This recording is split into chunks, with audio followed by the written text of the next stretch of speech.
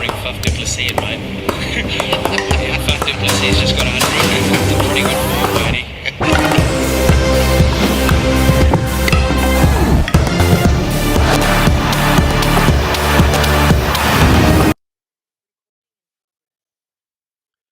Hello everyone and welcome to episode 3 of The Pavilion, the Peel Cricket Show, which is proudly brought to you by our partners RETRAVISION, ESA Sport and EVERLAST Sports Drinks.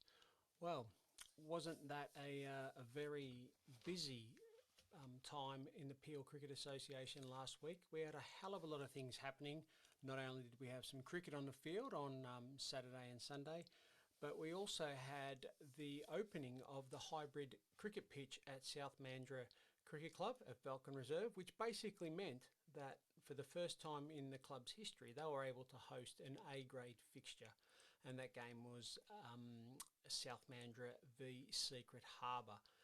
The day was a big day, a lot of dignitaries there, and we'll be speaking a little bit later on with Gerrard Leddin. Gerrard Leddin is the president of the South Mandurah Cricket Club, and he was instrumental in basically pulling the whole project together with the help of his committee and other people that were part of the project. But Gerrard was the driver behind the project, and they've now got a what could be a game-changing surface and facility at Falcon Reserve. So we'll chat a little bit later to Gerrard Leddin and discuss that project and the pitch and everything there itself. Later on in the show, we'll also have a little chat with young tyro Teague Wyllie. Now, Teague Wyllie's got a pretty long and deep association with the Peel Cricket Association, and as does the Wyllie family. So we'll have a chat to Teague, and he'll sort of talk us through how he's going at the moment. He's having a little bit of success in his own cricket career, but he's also very proud of the Wyllie ties, and he's quite informative with the history of his family within the association. So we'll have a little chat with Teague later on, and we'll also discuss the last round of PCA action, and we'll talk through some of the highlights. So that's what the show is going to look like this week. As always, we are open to for some feedback, and we're also open to ideas. So if your club or you think there's something that we shouldn't be discussing here on the podcast, please get in touch. Probably the easiest way at the moment is via the Peel Cricket Association Facebook page. Just send us a little message on Messenger, and we'll address whatever that question is. Happy to have other people on the show, and if there's some people that you think that we should be talking to, please feel free to get in contact. Like I said, the easiest way at the moment is via the Peel Cricket Association Facebook page, which I'm sure you've all got on your phone, or the other way is on our new Instagram page. So look for Peel Cricket Association on Instagram. You can DM us there. Okay, we'll just take a little break and move on to the next segment. Welcome back to segment 2 here of the Pavilion, the Peel Cricket Show, which as always is proudly supported by our partners RETRAVISION, ESA Sport and EVERLAST Sports Drinks. We're very fortunate to have these fantastic partners. RETRAVISION for all your electrical goods. Please remember to get to RETRAVISION. ESA Sport to for team wear, for sports memorabilia, for fantastic sporting moments, for access to coaching, as well as sporting celebrities. ESA Sport and EVERLAST Sports Drinks. Well, we know what sports drinks do. They can help your performance, especially as the weather starts to warm up. I know it hasn't quite got there yet, but it will, trust me. And when you're hot and bothered and you need some refreshment, EVERLAST Sports Drinks are the way to go, and they're scientifically proven to enhance your performance. Okay, we'll go on to a little review of round 2 action from the Peel Cricket Association. We'll quickly discuss the winners in each grade and just a few highlights from each game. So in the Warnbro v Pinjarra match, Warnbro ran out extremely comfortable winners, and this is quite common throughout all the rounds really, where there was some big wins. And so there's a big one here where Warnbro won by 120 runs. Some of the major contributors with the bat Kieran Ugal Senior, second week in a row, 50 plus score with 84. S. Lerich with 51 and Case Standing with 50 for Warnbro in a big score. And they bowled Pinjarra out quite easily. Cowan, 5 for 10. So there's another 5 for 10. Very, very stingy with the runs there. As was Dane Ugal, who took 4 for 12. So the destroyers there with the ball. I mean, they took 9 for 22 between them. So big win there for Warnbro. Well done there. Now, the first of the season, tie. We had a tie. Halls Head and Waruna played out a tie. 9 for 169 each. Yeah. I think they're quite rare, especially when not only the scores are exact, but wickets fallen as well. For Halls Head, the skipper Rudge with 72 was the top scorer. Whilst for Waruna, we had Benny Wright with 49 and Jaden DeRosa continued on his good form from last week where he got a half century, 42. But 9 for 169 each for Halls Head and Waruna, so they split the points. Mandurah versus White Knights Baldivis. Pardon me, Mandurah ran out 15 run winners in a very close, low-scoring game. No one really stood out in the scorebook, little contributions of 1, 2 wickets, 15, 20 odd runs, but in a low-scoring game, Mandurah come out on top there.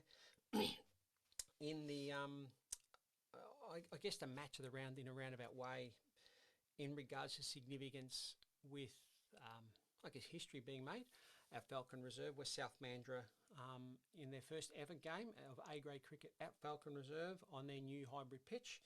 Ran out comfortable 96 run winners against Secret Harbour. In South Mandurah score, Hill was top scorer with 44 and a score of well over 200 runs. And the leading bowler for Secret Harbour, who was very impressive actually, I was there for a while, and I did get a little bit of a heads up about this lad here from the PCA president in Terry Arnold, and Jordan Pink, 4 for 46, bowling really, really good leg spin. Got a lot of turn, a lot of bounce out of the new hybrid wicket. And I'll actually put it up on our YouTube channel. I just happened to catch a clip. It was just perfect timing. It's rare for me with my video footage, trust me. And it just captured the whole process. He bowled about 4 balls in the over and just basically set up the batter and got him out with a really good bit of leg spin bowling. And as a former leg spinner myself, as I've said previously, I got a little bit excited. Always good to see some young spinners, and I envisage Pink will take a fair few wickets this year. So well done there, 4 for 46, but unfortunately wasn't enough for his team, and South Mandurah ran out comfortable 96 run winners. So that's another big win throughout this round 2 of A-grade Peel Cricket Association. And to round off round 2, we had Singleton Irwinians, the most impressive winners of the weekend in A-grade with a 153 run win versus Shoalwater Bay. In the big Singleton score, we had Shalom with 96, just short of the 3 figures there, and stalwart there, Tim Hutchison with 59, not out, little red inker for him. While new captain of Singleton Irwinians, who we spoke to last week, Brad Ranford, just a lazy 4 for 3. 4 for 3, yep, you heard that right. And the coach, Chris Loveridge, he took 3 for 24. So captain and coach took 7 for 27 between them in their routing, really, of Shoalwater Bay. So that's A-grade action there. Quickly go on to B-grade action, where White Knights Baldivis ran out 4 wicket. They ran out 4 wicket winners in their game versus Mandurah. For White Knights Baldivis, the leading scorer there was Rennie with 54. In the Shoalwater Bay versus Singleton Irwinians B-grade match, we had Shoalwater Bay run out 5 wicket winners there, with Gravett with 56 not out, the leading scorer for Shoalwater Bay, and that was the leading performance in that match.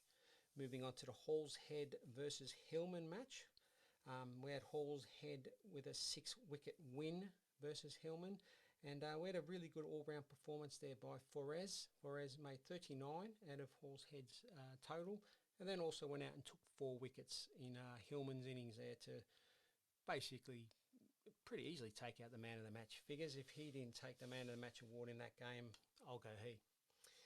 Warnbro versus Pinjarra. Warnbro ran out 7 wicket winners there in a pretty convincing win.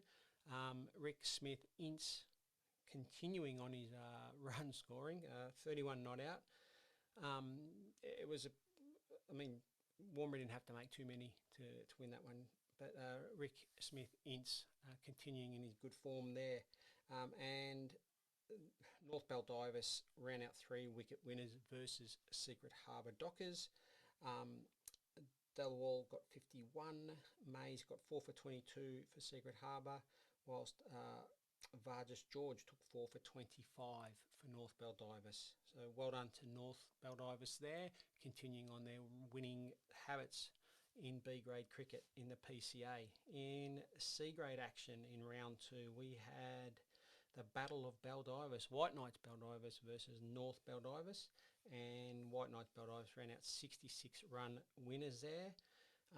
The McIntosh brothers did a little bit of damage there. We had Al McIntosh with 72 for White Knights Baldivis, and E McIntosh took 4 for 36 in the North Baldivis innings there, while Cansra for North Baldivis made 53.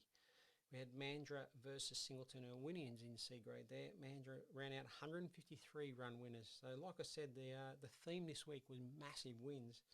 And in Mandurah's innings, this was definitely the highlight of PCA action this round. Ronan with the first double century of the season. Now, I don't know whether we're going to get more of these, but 208 not out. That's a round of applause there. Extremely well batted there. Fletcher got 52 and Singh took 4 for 44 for Singleton Irwinians in Mandurah's big score of 300 plus. In reply, Singleton couldn't really get too close. King got 55 not out, and K Patel took 5 for 17 for Mandurah in their big convincing win there. And South Mandurah defeated Shoalwater Bay by 10 runs in a close one.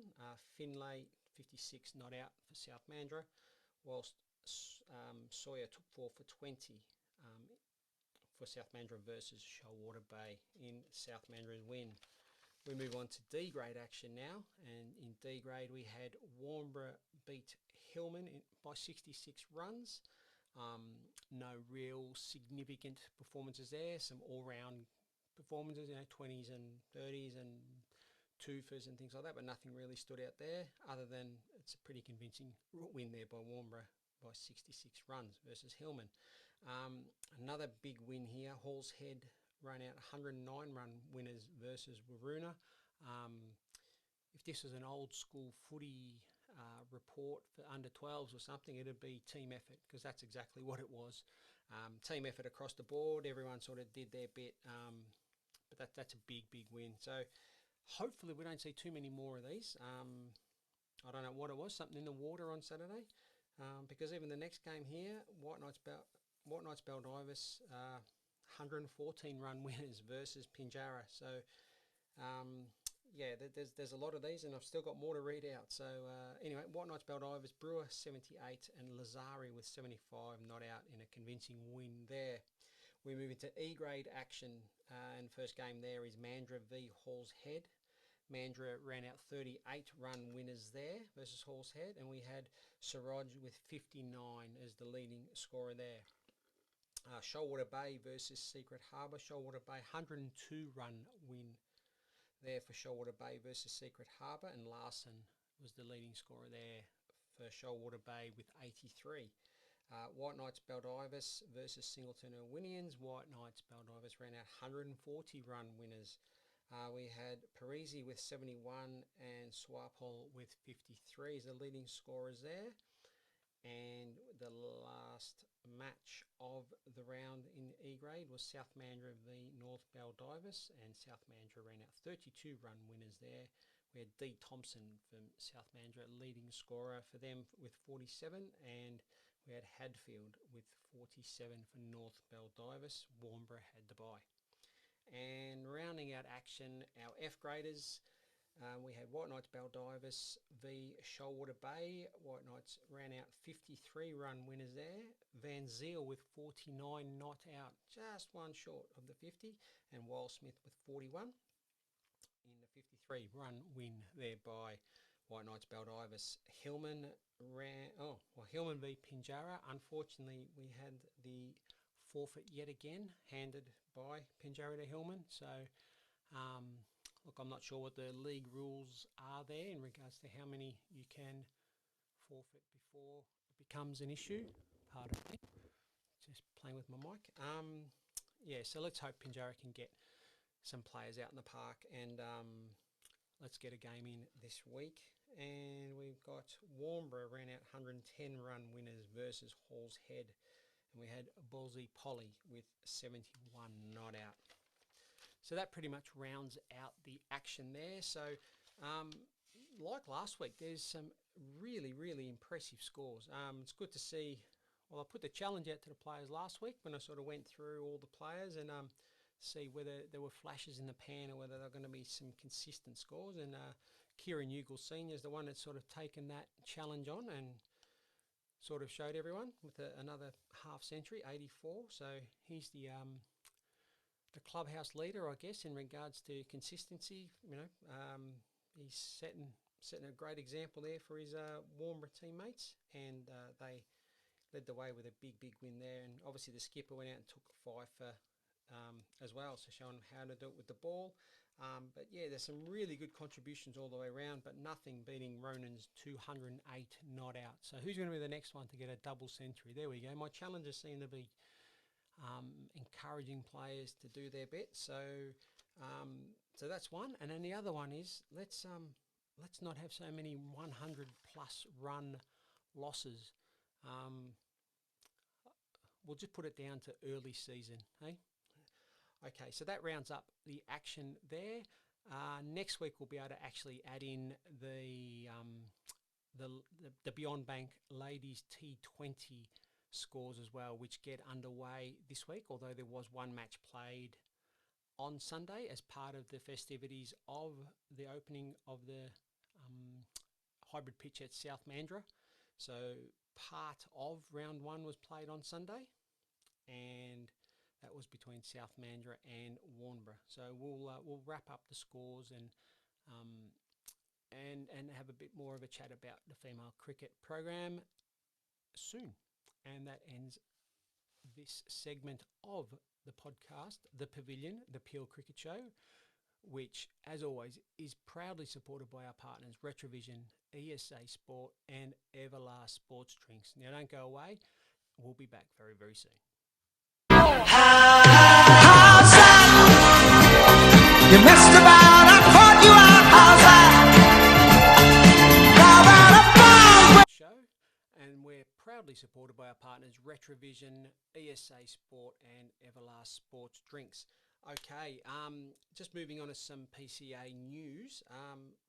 Coming up, October the 31st, we have the Belt Up Country Cup. So that's where the representative season starts, and it's Peel v Bunbury and Districts at Pinjarra Cricket Club. So Pinjarra Cricket Club hosting a Halloween-themed day. So trying to get as many people there as we can to support the PCA country team in the Country Cup, and it'd be great to get a bit of a cup run and really sort of stamp the PCA authority on country cricket after obviously going away and winning the A-grade country week final at the WACA last season. So it'd be great to have a really good country cup run as well, and it'd be great to get as many supporters out as we can. October the 31st, 11 a.m. start at Pinjarra at Sir Ross McClarty Oval. Yeah, so looking forward to seeing what the team looks like shaping up. Terry Arnold has let me know that the call-out's going out for nominations and for the team to start getting together, and it'd be great to see a really strong outfit sort of representing the association in the first round of the Country Cup. I think it's a really good opportunity to really put a stamp on country cricket and sort of say, hey, PCA are here to stay. So looking forward to that one. And I also was looking forward to the first round of the RETRAVISION Premier T20 League fixture Tuesday just gone with North Baldivis, the B grade champs versus the reigning T20 champs and A grade champs in Singleton Irwinians. I thought it was going to be a real rip snorter of a match, but unfortunately the weather got the best of us, and boy did it ever. And it's I know it's putting some real pressure on this week's fixtures, so there might be some news there, so just keep an eye out there. But that doesn't mean that we haven't got any other games coming up. So this coming Tuesday, the 26th. Tuesday, 26th of October, we've got our next game, which will end up being our first game that we're going to broadcast, and that is between White Knights Baldivis and Warnbro Swans at Peelwood Reserve on Tuesday. 6:30 start. Remember, you can not only watch live on our YouTube channel, the Peel Cricket channel, the Pavilion, the Peel Cricket channel on YouTube. Look that up. That's where the game will be live streamed, but it'll also be commentated live by yours truly. So I'm looking forward to that, and looking forward to seeing how the two teams will stack up in regards to, have they been able to get a marquee player? What sort of players are sort of moving up and down, as we discussed last week. I think it's a great format in that it really brings the club together and enables players to move up and down the grades to suit the T20 game. My personal view is I don't think we've worked it out here in Australia, and I think from the top down we don't know how to play T20 cricket, and I think it's going to take time to crack it, and it's a gutsy way to play. Essentially, you've got to take the game on and change the way you play. So that opens up the opportunities. But that might be a discussion for another show later on. Okay, so Sunday, the launch of the hybrid pitch at South Mandurah Falcon Reserve. I didn't know what to expect. So I drove in for a 12:30. That's when the official sort of launch was. The game obviously started a little bit earlier, so even for the players, I guess would have been a bit unusual, where they sort of stopped about 3/4 of the way through the first innings. The official opening with all the dignitaries and all that were there. But to actually watch and see how it played, look, it played well. I can't imagine any of the players that played on it would have had any real negative sort of feedback. It played like a normal turf pitch. Had some little inconsistencies, but you tell me a turf pitch that doesn't. But batters are able to play their shots. There were 360 odd runs scored for the game. 20 wickets fell. They were all just batters making errors and bowlers bowling well. There was nothing with the pitch. So look, the first indications are it's exciting and it could be a real game changer.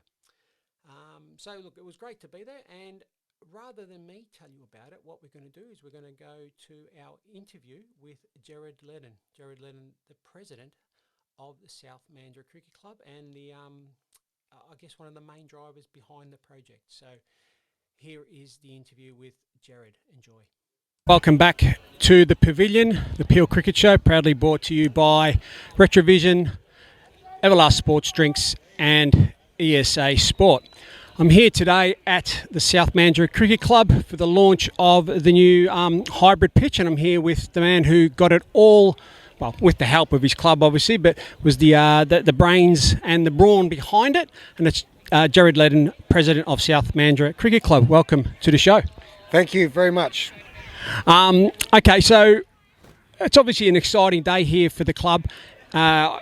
Having an A-grade game being played here, and I mean, I'm presuming in history somewhere that would have happened on synthetic, or has never been played here. Never. Okay, so never. Well, there you go. So the fact that there's an A-grade game here with about 200, 300 people here highlights that it's a big event. So, Gerrard, how big is this for South Mandurah? Well, this is huge. It's been a 20-year program for us. There's been a lot of presidents who failed to get this up, and they not through their own lack of trying, but for us this is important. We needed to get A grade home. A-grade playing on your home ground is where you make money. And we struggled financially, I think that's common knowledge. But this changes the ball game straight away. Okay, so other than obviously a financial benefit, what does it do to a club as a whole to have, I guess, your whole club able to play either here or near here? Look, it's important for us because our juniors can come watch our A-graders. We can all play and train together. It's key to have the community or the club operating together. And when you're split and away at different places, it just makes that difficult. So the hybrid pitch in here fixes a lot of problems for us. Okay, so you mentioned it's been like a 20-year sort of dream, a 20-year vision for various people within the club, and obviously the baton got handed down to you. What's been the process to actually get this here, like to get to where we are right now? The process was, my committee made a decision 3 years ago to get a turf pitch in here, to go back to the council, and we did, and the cost of putting a traditional turf pitch in here was $80,000, which was beyond our small community club. And the city of Mandurah, obviously $80,000 was a lot of commitment. So we hunted around to see was there an alternative to turf, and we luckily found some technology out of Dubai from the International Cricket Centre over there, and it looked good. It had the cost savings. This has cost us $30,000 compared to $80,000 for traditional turf. It uses 80% less water, prepared in 1 hour compared to a turf pitch which takes 10 hours. So we work with our partners, our funding partners, and the City of Mandurah and the WACA and Cricket Australia to get this idea up. And slowly, the last 3 years, we've got it up. Well, it's amazing for it to be here, and look, I'm sure a lot of you out there will probably get the opportunity either this season or in coming seasons when it's your turn to play out here at Falcon Reserve. Just watching how it's playing for the first game, I mean, it looks great. It's there's carry, there's bounce. For an old spinner like me, it looks like there's a little bit of turn out there as well, which is always good to see. But batters are playing freely. South Mandurah got over 200, didn't they? Yep, 220, something like that. Yep. Yeah. So 220, and we're in the middle of a game here where Secret Harbour are in the chase, and their batters are playing their shots freely. So I guess seeing that, I mean, win, lose or draw, I guess today, you just want to see a good game of cricket. You just want to see it work, don't you? Oh, that's right. We put a lot of effort, especially in the last 3 or 4 weeks, to get this in. And there was some doubts early in the week whether we'd done enough preparation, but today's game is testament to what we've done. So look, I'm really happy with the scores, really happy with the way it's holding together and its performance. It'll get better as we put more compaction into it. The advice is it'll get better. So, we're aiming for a nice, speedy whacker deck. That takes a while to build. Yeah, exactly. And the fact that, I mean, it's been laid and you're playing cricket on it within, weeks compared to, months. When you lay down a normal turf block and a turf wicket, you don't play much cricket on it within the first year. The fact you're playing within a month, I guess, of starting the process to where we are right now is amazing. So you're pretty confident that it'll actually get better than what it is now? That's the advice from the manufacturer, is that once we get that clay compaction, which takes generally 2 to 3 weeks, then you'll get a lot more bounce, you'll get a lot more movement in it. So we're doing that. It's going to be a low, slow pitch at the moment. It'll be better next week and it'll be better the following week. But within 3 weeks, it'll be right where we want it. Okay, so for any of the fast bowlers that are due to play down here within about a month, so probably towards the back end of November, I guess you'd be licking your lips at the fact that you might have a pacey, bouncy sort of wicket to be bowling on. And batters, if you're a back foot player, lots of pulls and hooks and cuts and all that sort of stuff. What have you learnt along the way here? Like, I mean, apart from the hard work behind the scenes, what have you learnt about that actual pitch? So from when you saw it in other parts of the world to seeing it in a brochure to maybe seeing a few YouTube clips to actually seeing it now, what is there anything that surprised you? Oh, everything surprised us. It's not that simple. Putting a pitch in is straightforward, but this wasn't. And the biggest issue was this is new. No one knew what to do, so we were flying in the dark, and everything surprised us. We had little hurdles during the during the prep time, we had hurdles during the installation time. So, look, everything. So we were flying blind. So everything was a surprise to us. The fact that we got it up is surprising, but that's probably a testament to how hard my committee worked to get us up there. So my committee worked really hard, and they need to be acknowledged.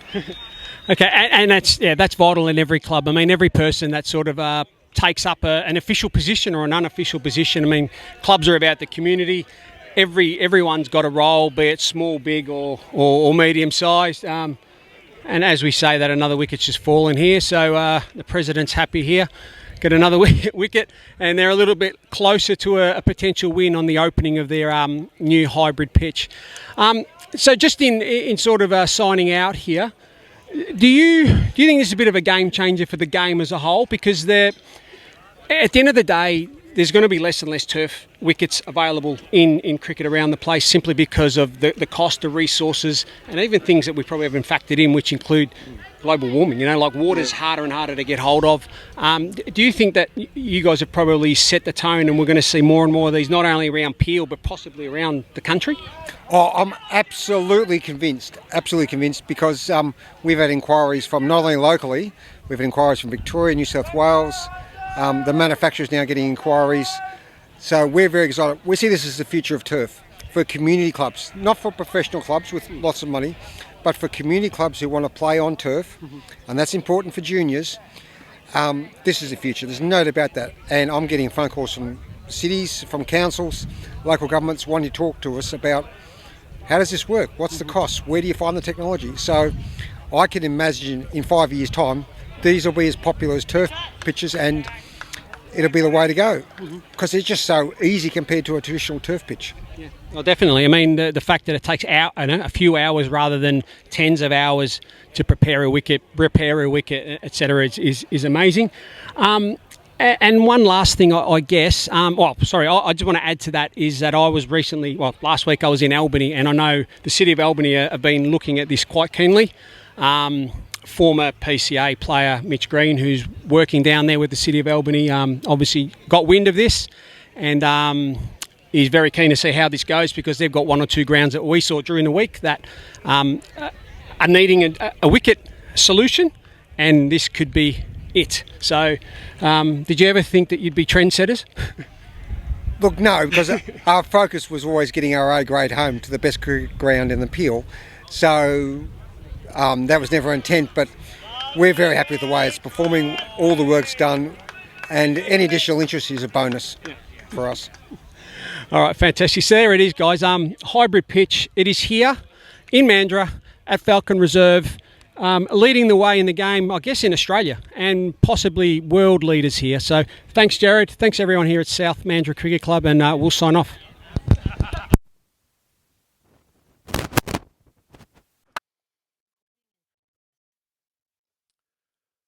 So thanks to Gerrard Leddin there. That was a great interview, and it was great to see. Like, he's got every right to be proud of what's there and what the future may hold.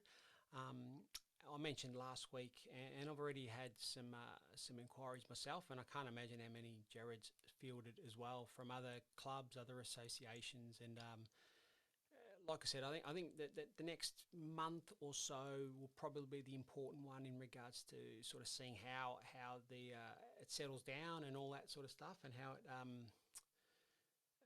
keeps coming back up over and over again. But for me, one of the things that I came away with was like training facilities. So plenty of turf clubs, want turf practice wickets.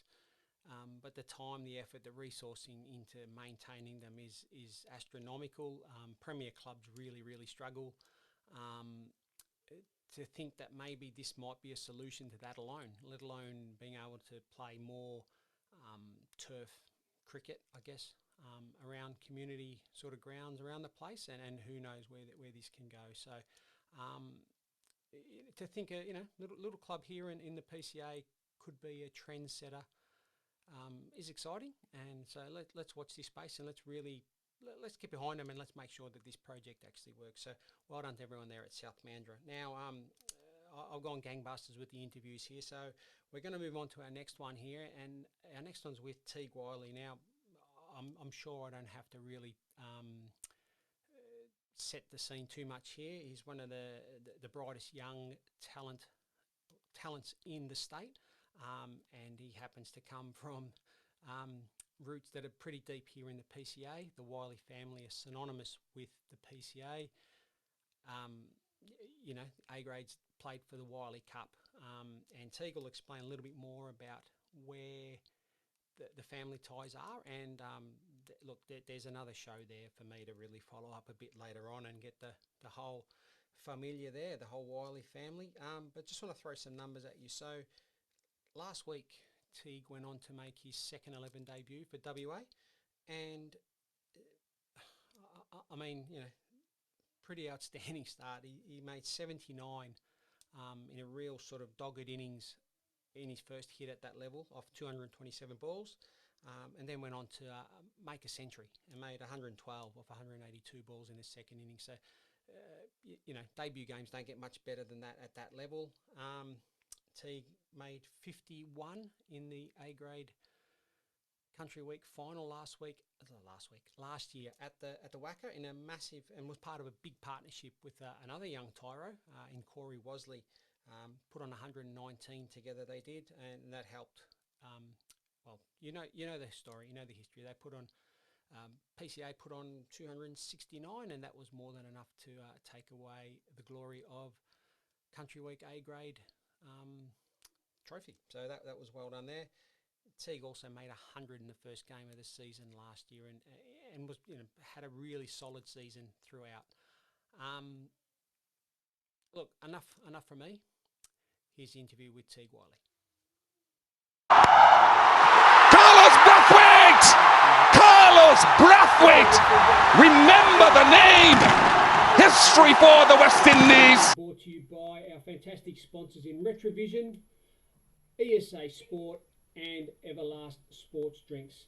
Okay, on the line now and on video as well, we have young Teague Wyllie. Now, all of you should know who this young man is.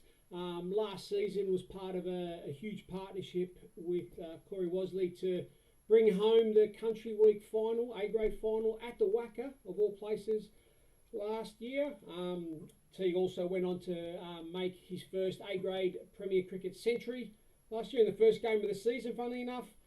And as you can probably tell for those that are watching, from what you can tell from what he's wearing, he has some pretty deep ties to the PCA. So welcome to the Pavilion, Teague Wyllie. Thanks for having me. Looking forward to having a chat with you. Not a problem. So what I wanted to do, first of all, do you want to sort of help us all sort of get an understand, for those of us that don't know enough, and I guess there's plenty that don't quite get the history of, well, some of the history of the PCA. The Wyllie name, what's your understanding of how deep your family lies within the Peel Cricket Association? The Peel Cricket Association is really close to all of our family. Dad played a lot of cricket before it was even called the Peel Cricket Association, back when it was the Harvey Murray.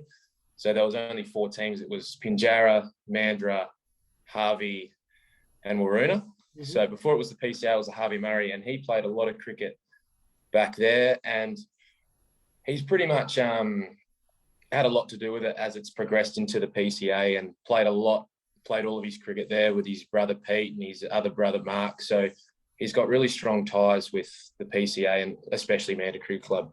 Mm-hmm. So the Wyllie Cup's obviously named after your family.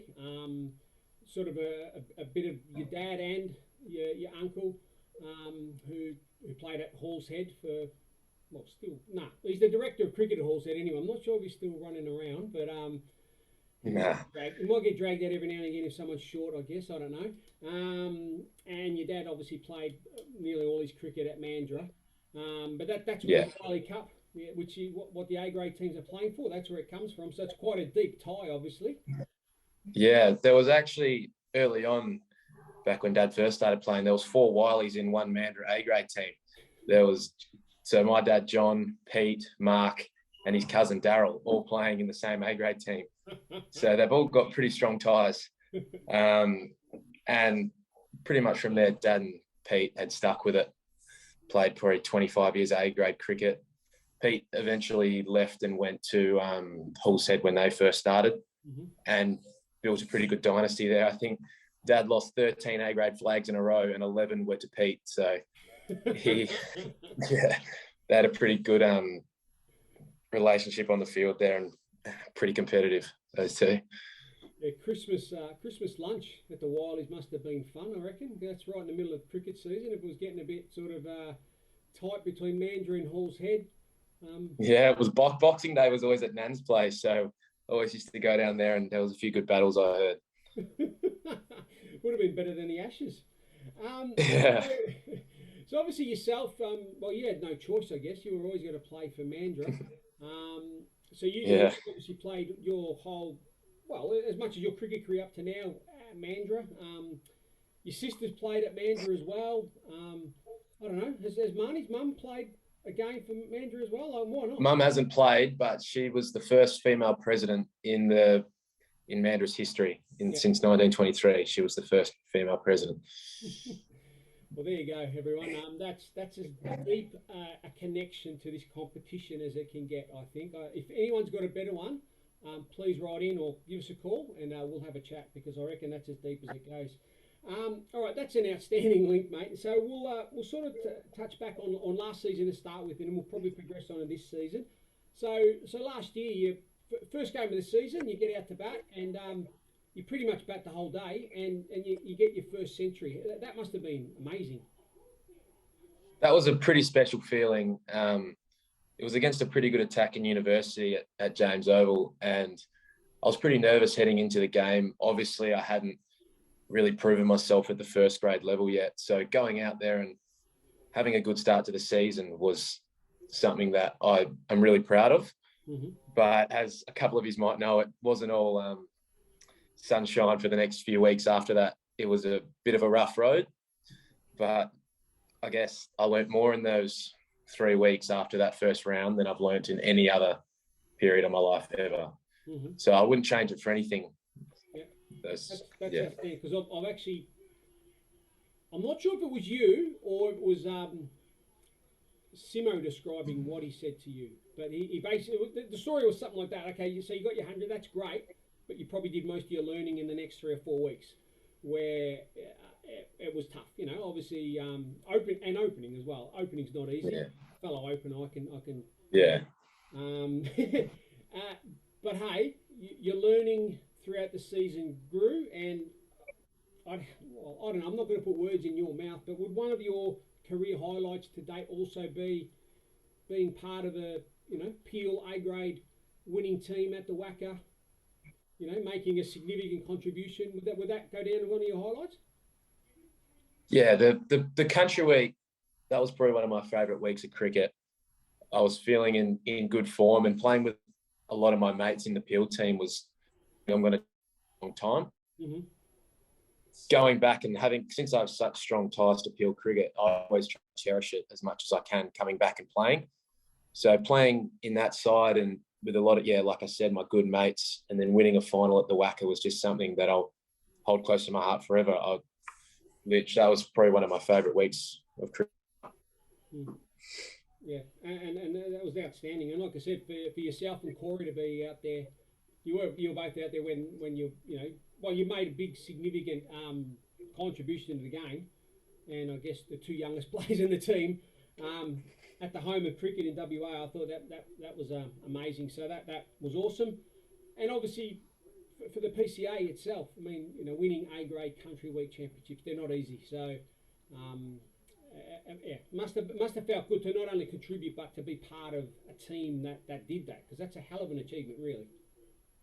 Yeah, that was really special. And like you said, again, with the family ties, Dad won a country week with my Uncle Pete, and then obviously playing with my cousin Jake, that was something really special. And I think that was really good for us, because we haven't actually played a lot of cricket together. And so that was really good, winning it with him as well. Fantastic. And then we sort of progress on to this season. I mean, it's been a weird old time in cricket. We haven't been so badly affected, but yourself, you've missed out on some championships, some national championships, and opportunities to sort of play more representative cricket. So the fact we got so much club cricket in last year was a bonus really for WA people. But your form sort of kept going from Country Week on, and you made some significant contributions. You've been with different WACA teams and WACA squads to the point where last week you made your second 11 debut. And for those that weren't aware, went on and made a 75? Yeah, around that. Yep. And then in the second innings, went on to make a century on debut, which is fantastic. So to contribute like 180 plus runs in your first game at that level must have been a bit of a relief, I guess, because again, you've done a hell of a lot of work over the last, say, 3 or 4 years in particular, where you've put a lot of time off the ground to be the best player you can be. That must have been a little bit of relief. Describe how you felt last week. I wouldn't necessarily say it was a relief. It was a pretty good feeling. We didn't have any second 11 cricket last year, so making a few runs. It was good to get initially picked, knowing that they obviously see that in me, that I'm good enough to play at that level. Then going out there, I've always known deep down I'm good enough to perform at that level. It was just basically about sticking with my plan, especially in red ball cricket, because you got so much time. It's 4 days. So sticking with my plan and just staying disciplined to it for as long as I can, which lucky enough in the first innings faced around 230 balls and the second innings faced around 180, 190.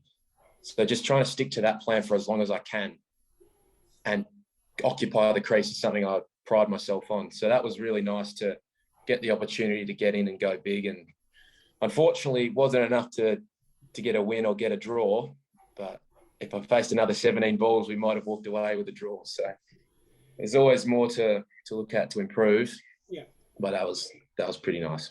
Yeah. And end of the day, it is a team game, and I guess there is a bit of an empty feeling when it doesn't help your team to win.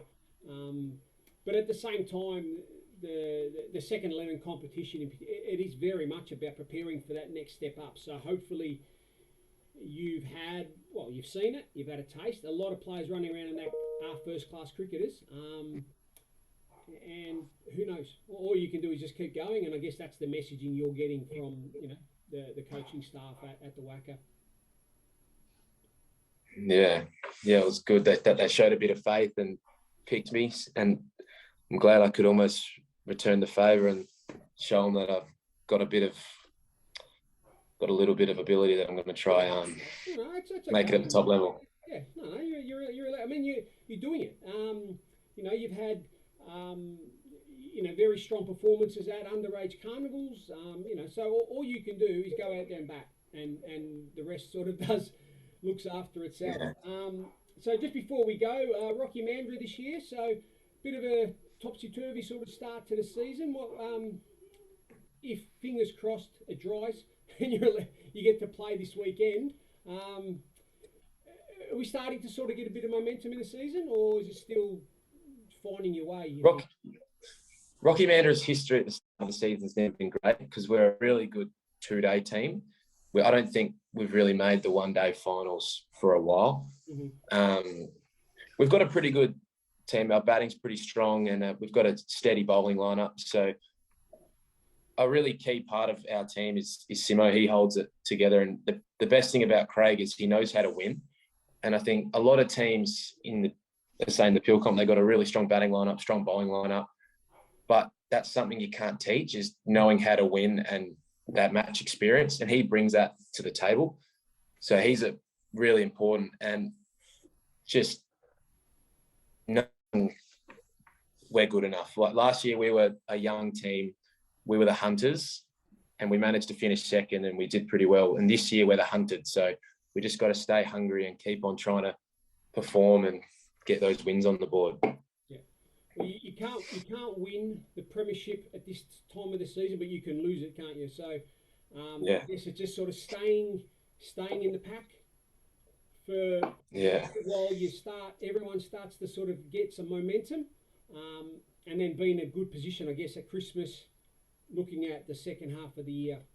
Okay, so look, thanks for coming on board tonight, Teague. I mean, it's great to sort of, I guess, talk to play, especially someone that's got the invested history in the PCA. And for someone so young, I mean, your blood's got PCA blood. You've got PCA blood running through your veins, and you've had no choice. Growing up at a cricket ground, mum, dad, sister, uncle, you name it. It's fantastic. Yeah. And, great stuff last week with the second 11 debut, and good luck for Thank the you. season. Thanks, Horatio. It's been a pleasure being on here. Cheers, mate. Okay, so that was Teague Wyllie, everyone. We'll go to a break and we'll be back with the next segment soon.